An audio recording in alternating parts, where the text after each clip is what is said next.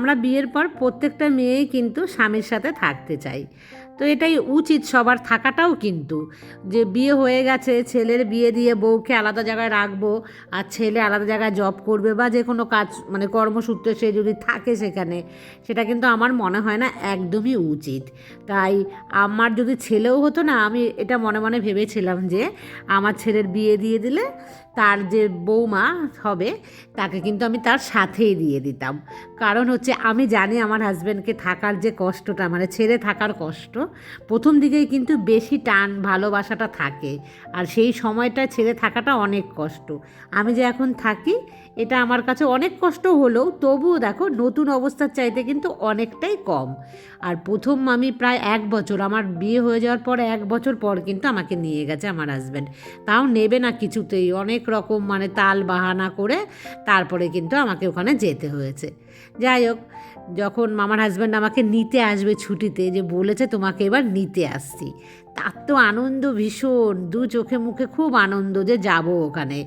আর বাড়ির বাইরে কি, আমি কলকাতার বাইরেই কোনোদিনও পা দিইনি জানো তো।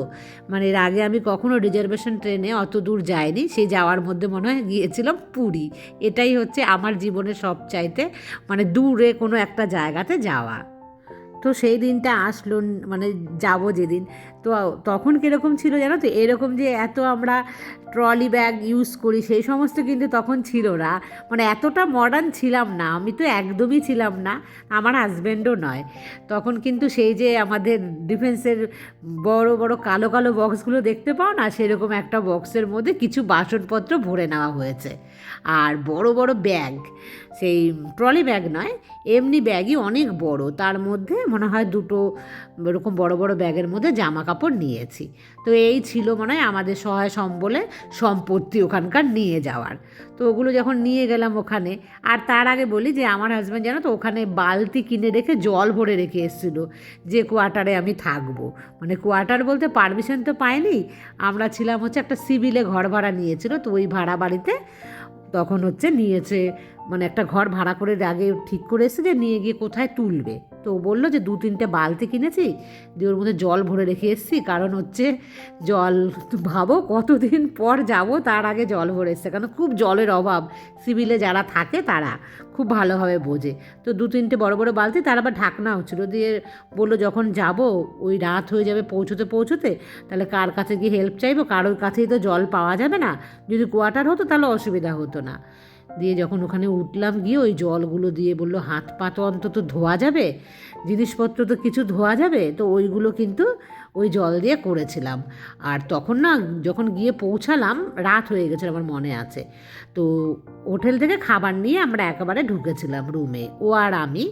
আর রাজস্থানীদের যেন খাবার একদম আলাদা, আমাদের খাবারের সাথে একটুও মেলে না। তো ওখানে কি টিন্ডার সবজি আর হচ্ছে মাখনা, মাখনা তো এখন আমি জানি, তখন তো আমি মাখনা কাকে বলে কিচ্ছু জানি না। তো এই মাখনা সবজি দিয়েছে না, ওরকম গোল গোল কি পড়ছে, আর কি সব মশলাপাতি দিয়ে ওরা রান্না করেছে। আমরা মাখনা খাবো একরকম স্বাদ লাগে, কিন্তু ওদের মাখনার মধ্যে তো অন্যরকম মশলা সে দিয়েছে, আমার তো খেয়ে বমি চলে আসছে, আমি খেতেই পারছি না, যে কীরকম সবজির মধ্যে থেকে গন্ধ আসছে। মানে ওই মশলাপাতি আলাদা মশলা খায় ওরা সমস্ত কিছুতে। তো যাই হোক কোনো রকমে সেই মানে দিনটা রাতটুকু মানে কাটালাম। পরের দিন সকালবেলা ও বললো আমি তাহলে বাজার করে নিয়ে আসি 1 ট্রে ডিম, ওখানে খুব ডিম খেতাম, ওখানে তো মাছ পাওয়া যায় না, ওখানে খাসির মাংস পাওয়া যায়, সেটা হচ্ছে রাম ছাগল হয়, সেই রাম ছাগলের মাংস। আমি দেখেছি সিভিলে অনেক বড় বড় যেই ছাগলগুলো দাঁড়িয়ে আছে, সেই রাম ছাগলগুলোর মাংস খুব সস্তায় 100 টাকা কিলোতে আমরা পেতাম। কিন্তু বিশ্বাস করো ওই রাম ছাগলের মাংস তোমরা হয়তো কোনো দিন খাওনি, আমি তো খেয়েছি, ওটাকেই মাটন ভেবে খেতাম। আর বিচ্ছিরি গন্ধ, ওই মাংসগুলো কিছুতেই বয়েল হতে চায় না। প্রথম দিকে তো আমার প্রেশার কুকার ছিল না, আমাদের দেখো ক্যান্টিনে তো প্রেশার কুকার পাওয়া যায়, কিন্তু প্রথম কয়েক মাস কিনিনি আমি। তো ওই মাংস নিয়ে আসতো, প্রায় 1.5 থেকে 2 ঘন্টা আমি কড়াইয়ের মধ্যে মানে আমি করেই যাচ্ছি, সেদ্ধ করেই যাচ্ছি, কিন্তু যখনই খেতে গেলাম পুরো রাবারের যে ছিবড়ে হয়, একদম রাবার ওটা। তারপরে প্রেশার কুকার কেনা হলো, তখন ভাবলাম হয়তো প্রেশার কুকারের জন্য ওরকম লাগছে, যে প্রেশার কুকারে সিটি দিয়ে দেখি, দিয়ে দেখছি ওটা একদমই সেম ওই রকমই, মানে 3টে 4টে 5টা 6টা সিটি মারলেও ওটাকে মানে গলানো যায় না, মানে নরম হয়ই না। তো ওই মাংস কিন্তু খেয়েছিলাম কয়েক বছর, খেতে ইচ্ছে করতো না, মাঝে মাঝে যখন ইচ্ছে হতো মাংসের তখন কিন্তু ওই মাংসটা আমার হাজব্যান্ড নিয়ে আসতো, অ্যাভেলেবেল পাওয়া যেত তখন না, ওখানে অত মুরগির মাংস ঠিকঠাকভাবে পাওয়া যেত না। তো মাঝে মাঝে হয়তো আমরা খেয়েছি, আমার মুরগির মাংসের কথা মনেই পড়ে না, তবে ওই রাম ছাগল কিন্তু খেয়েছি অনেকবার।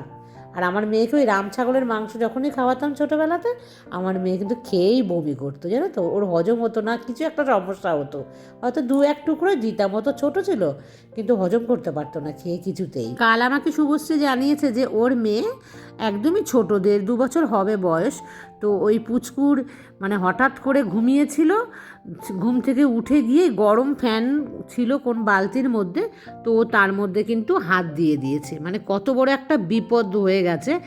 আর শুভশ্রীর বয়স অনেকটাই কম, তো সেই কারণে কিন্তু ও সামলাতে পারেনি, মানে বুঝতে পারেনি হয়তো যে মেয়ে এরকম আচমকা একটা কিছু ঘটনা ঘটিয়ে ফেলবে। ও নজর ঠিকঠাক যদি রাখতো তাহলে হয়তো হতো না, তবে শুভশ্রীর বয়স কম তো তাই শুভশ্রী কিন্তু সামলাতে পারেনি। আর এই শুভশ্রীর মতনই আমারও যখন এরকম বয়স কম ছিল, আমার মেয়েরও 1.5-2 বছর বয়স, অনেক বড় বিপদ কিন্তু আমার মেয়ের সাথেও ঘটতে ঘটতে মানে ঘটে গেছিলো। তো তোমাদের সাথে আগে একবার শেয়ার করেছি, তাও আর একবার বলি, আমার এই শুভশ্রীর মেয়ের কথা শুনে কিন্তু আমার সেই ঘটনাটাই মনে পড়েছে যে কি আতঙ্কে আমি দিন গেছে। আমার মেয়েরও 1.5-2 বছর বয়স, কোয়ার্টারে তখন রান্না করতাম, যে পুরনো কোয়ার্টার প্রথম দিকে যখন ছিলাম ওই কোয়ার্টারে জানো তো রান্নার যে স্ল্যাবস কিছু ছিল না, নিচে রান্না করতে হতো। তো রান্নার সরঞ্জাম সমস্ত নিচে থাকাতে আমি রান্না করছি, মেয়ে তখন এরকমই ছোটো তো খেলা করতে এ ঘর ও ঘর। তো ওখানে কিন্তু আমাদের 2টো বেডরুম ছিল, একটা কিচেন ছিল, টয়লেট ছিল। তো কিচেনে আমি রান্না করছি, মাছের ঝোল রান্না হচ্ছে, গ্যাস ওভেনটার নিচে, তো মাছের ঝোল কিন্তু ফুটছে আর আমি ঢাকনাটা দেওয়াই ছিল।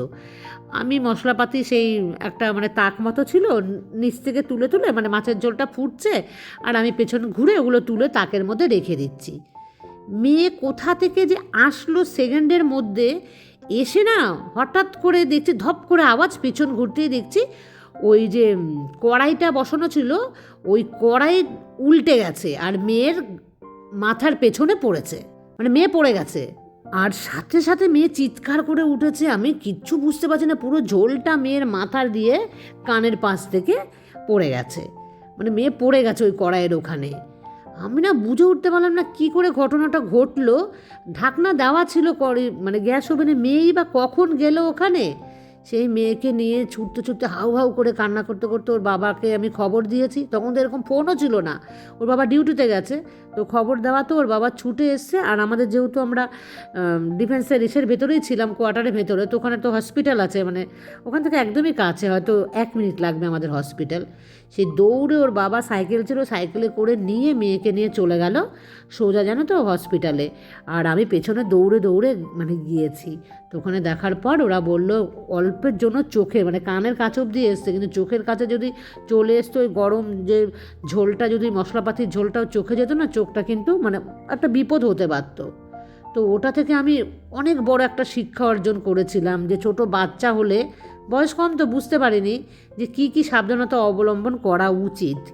আর সেই সময় যেরকম ঘটনা ঘটেছিল না, আমার হাজব্যান্ড কিন্তু আমাকে ভীষণ বকেছিল যে মেয়ের বিপদে, আমি জানি যে ওটা তো খুবই কষ্টের, কিন্তু আমাকেও যে বকাটা ঠিক নয়, কারণ আমরা তো কেউ ইচ্ছে করে করি না, কিন্তু সাবধানতা অবলম্বন করা কিন্তু আমাদের প্রত্যেকটা মায়েরই উচিত, কারণ মায়ের ওপরেই তো সন্তান থাকে।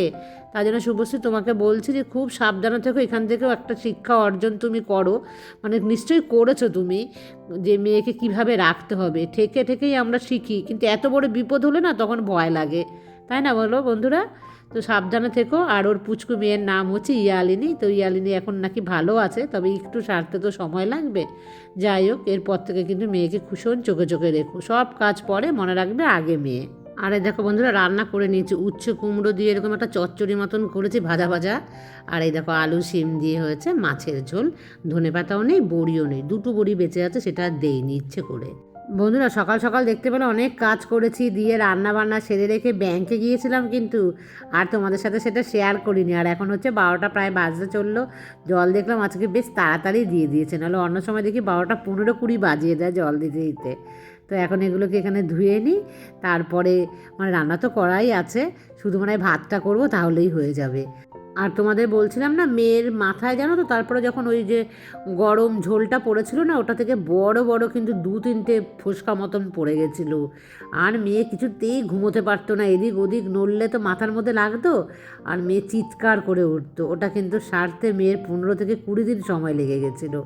তো ভীষণ একটা কিন্তু আতঙ্কের, যাদের যাদের বাচ্চা আছে, যেরকম সঞ্চিতার আছে, তুলির আছে, তারপর ওদিকে হাসিবার আছে, আরও অনেক আছো তোমরা, তার মধ্যে আছো হচ্ছে ভাগ্যশ্রী। তো তোমরা কিন্তু সবাই, তোমাদের যাদের যাদের ছোটো বাচ্চা, তারা সবাই কিন্তু সামলে রেখো, নাহলে কিন্তু ভীষণই ভয়। কারণ যে কোনো একটা বিপদ যদি এরকম হয়ে যায় না, তখন কিন্তু দেখো আমরা তো কষ্ট পাবোই সন্তানদের জন্য, তারপরে কিন্তু মায়েদেরকেই সবাই বকবে। কারণ দোষ হলে কিন্তু মায়েদেরই হয় সমস্ত দোষ। কোনো মা তো আর চায় না তার সন্তানের হোক, কিন্তু দোষটা মাকেই নিতে হয়। মা কষ্টও পায়, আবার দোষও নেয়। আর এই দেখেছো সোয়েটার কেচে দিয়েছে আজকে। আর আমাকে একজনা জিজ্ঞাসা করেছো, মনে হচ্ছে হাসিবাই হবে নাকি নামটা আমি ভুলে গেছি, যে আলনাতে জামা কাপড় রাখলে আমার মানে আলনা জামা কাপড়গুলো নোংরা হয়ে যায় কি না। আলনাতে জামা কাপড় রাখলে তো নোংরা হয়ে একদমই যায়, কারণ খোলা জায়গাতে ওরকম থাকে, ধুলোবালি অনেক পড়ে। তো সেই কারণে আমি কিন্তু দামি জামা কাপড় কোনোগুলোই রাখি না, ডেলি ওয়ারে 2-1টা আমি রাখি। আর কদিন পরপরই কিন্তু আমি ওই দেখতেই পাবে তোমরা, আলনা পরিষ্কার করি, মুছি, যাতে ধুলোগুলো না লেগে থাকে। আর যারা দেখবে একদমই পরিষ্কার করে না, অনেক দিন পর পর পরিষ্কার করলে কিন্তু অনেক ধুলো জমে যায়। আর এদিকে তো জলটাকে আমি পাইপ দিয়ে একদম নিচে পাঠিয়ে দিলাম। আর এসে ভাতও বসিয়েছিলাম, তো ভাতটাও আমার হয়ে গেছে। আর আজ সকাল থেকে না প্রচণ্ড কিন্তু আমি হাঁপিয়েও গেছি, সংসারের কাজকর্মগুলো করলাম, মানে করে গেলাম আবার এসে করলাম। আর এখন দেখো প্রচণ্ড খিদে পেয়ে গেছে। আর এরকম ধোয়া ওঠা ভাত খেতে কারা কারা ভালোবাসো? আমি কিন্তু ভীষণ ভালোবাসি, তবে আমার হাজব্যান্ড কিন্তু ঠান্ডা ভাত খেতে ভালোবাসে। ঠান্ডা ভাত আমিও না, আমার মেয়েও না। এই উচ্ছে কুমড়ো ভাজা দিয়ে ভীষণ ভালো লাগে। আর চীনা কুমড়ো তো খেতে কিন্তু ভীষণ মিষ্টি এই কুমড়োগুলো। তো বন্ধুরা এখন খেয়ে নিই, আর ভিডিওটাকে কন্টিনিউ করছি না, কারণ প্রচুর হাঁপিয়ে গেছি। সকাল থেকে প্রচুর পরিশ্রম কিন্তু আজকে আমি করেছি। আবার তোমাদের সাথে দেখা হবে আমার নেক্সট ব্লগে। ততক্ষণ তোমরা সবাই ভালো থেকো, সুস্থ থেকো, সাবধানে থেকো। টাটা।